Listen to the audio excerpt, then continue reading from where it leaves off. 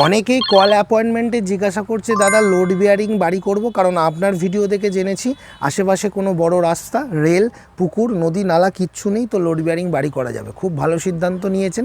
কিন্তু একটা কথা বলি, যে সমস্ত মিস্ত্রিগুলো দিনের পর দিন ধরে, ধরুন বিগত 10 বছর ধরে শুধুমাত্র 5 ইঞ্চি আর 10 ইঞ্চি গেঁথেছে ফ্রেম স্ট্রাকচারের বাড়ির ক্ষেত্রে, যেটা তারা গাঁথতে হয় তাদেরকে, তারা কিন্তু হঠাৎ করে ওই লোড বিয়ারিং বাড়ির ভিতে 30, 25, 20, 15, 10, যেখানে 25 ইঞ্চি 20 ইঞ্চি গাঁথনি বা 15 ইঞ্চি গাঁথনি আছে, সেইখানে প্রত্যেকটা ইঁটের বন্ডিং ঠিক করে মেলাচ্ছে তো? যদিও বা মেলায়, মশলাটা প্রত্যেকটা খাঁচে ঠিক করে ঢোকাচ্ছে তো, বা ঢোকাবে তো? এটা আগে জেনে নিন, কারণ তাদের সেই অভ্যাসটা হারিয়ে গেছে, যেহেতু দিনের পর দিন ধরে তারা 5 ইঞ্চি আর 10 ইঞ্চি গেঁথে চলেছে।